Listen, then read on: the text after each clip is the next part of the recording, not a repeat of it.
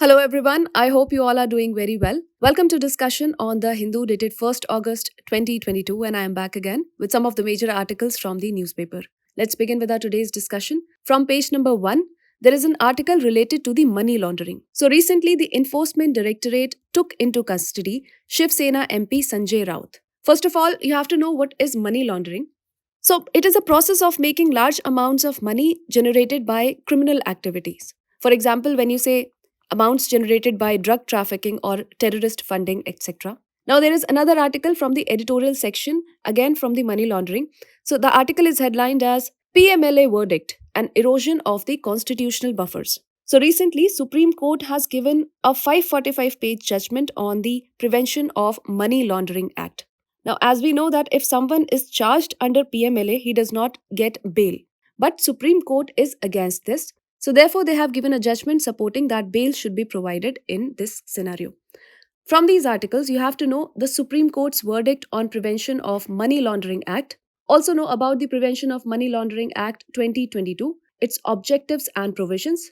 What is dirty money and money laundering? Also know about money laundering and challenges black money posed and how this can be tackled.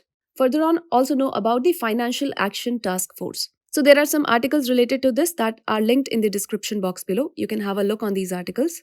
Moving on page number 1 itself from GS2 Governance, the article is headlined as Arora is the new Delhi Police Commissioner.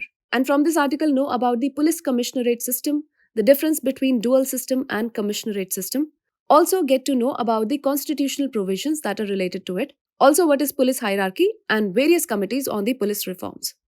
Moving further on page number 2 from GS2 Polity and Governance, the article is headlined as Landlord-tenant disputes tend to turn into tedious legal battles. From this article, you have to know about the role of Model Tenancy Act, what are its key provisions and what is the significance. Alright, moving further on page number 2 from GS1 Geography, the article is about Aravalis. So it is headlined as Risking All for the Love of Aravalis. Now, the author says, until the entire range is not seen as a single entity, the fight to save it will not succeed. From this article, you have to know the basic geographical features of Aravalis. Moving on page number 2 itself, from GS1, Modern Indian History, this is an article about the Allahabad Museum. So, Allahabad Museum to showcase gallery on Azad. From this article, you have to know what is the contribution of Chandrasekhar Azad in India's freedom struggle. Also know about his legacy. Moving on page number 6 from GS2 Indian Polity, the article is headlined as An Alarming Fall. So this article talks about the recent clashes in the parliament between the opposition and the ruling party. So from this article, you have to know about the parliamentary functioning, the significance of parliamentary system in India, what is the parliamentary decorum, the issues and challenges in the functioning of the parliament. Also about the disruptions, its implications, and what are the suggestions given to tackle it. Further on, what are the models followed by other countries and what is the possible scenario ahead. Moving further on page number 6 itself from GS3 Economy Sector, this article is headlined as Core Constraints. So infrastructure sector's headline growth may be robust, but it is not broad-based yet. This article talks about the 8 core sectors. So first of all, you have to know what are the 8 core sectors and what are their weightages. So when we talk about the 8 core sector industries, it includes refinery products, electricity, steel, coal, we have crude and oil, then natural gas, cement, and similarly we have fertilizers. Another thing to know from this article is the index of 8 core industries and also the index of industrial production, IIP. Moving on page number 6 from GS2 International Relations, article is headlined as India's wheat waiver, WTO demand is risk-fraught. Now this article is about WTO law that denies giving MSP to the farmers. So from this article, you have to know what is the issue of public stock holding and food security at the World Trade Organization, what is the peace clause, and what is the issue of India's MSP and trade distortion.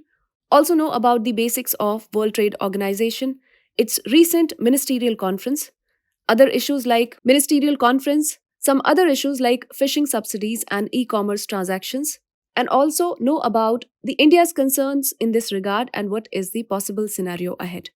Moving on page number 7 from GS2 Indian Polity, the article is headlined as Representation All the Way Up. Now from this article, you have to know the constitutional reforms that are in favor of women SC, and ST community in India, also their representation in various fields, and what are the 73rd and 74th constitutional amendments that are related to rural and urban local governments.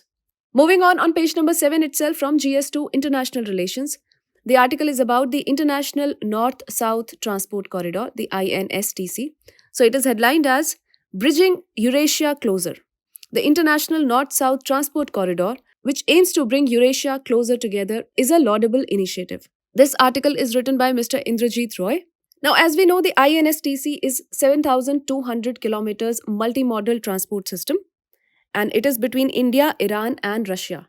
So, from this article, you have to know about the International North-South Transport Corridor.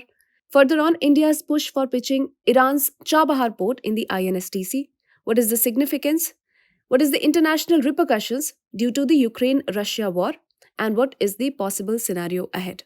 Moving further on page number 8 from GS to Indian Polity, the article is headlined as The Need for a Distinction Between Blasphemy and Hate Speech. First of all, from this article, you have to know what is blasphemy and how should blasphemy be treated in the statute as opposed to hate speech. What are the blasphemy laws in India? What are challenges related to it? Certain constitutional provisions, and what is the possible scenario ahead. Moving on page number 9 from GS3 Science and Technology, this article is about electric vehicles. So headlined as The Technology Powering Hybrid Electric Vehicles. Now this talks about the pros and cons of hybrid electric vehicles and how is it different from the normal electric vehicles. So from this article, know about the pros and cons and how is it different from normal electronic vehicles. Also know about the different types of hybrid electric vehicles. What are the main advantages and challenges of using hybrid technology? Alright. Moving further on page number 10 from GS3 Defense Sector, the article is about India-Oman military exercise that is named as Al-Najah.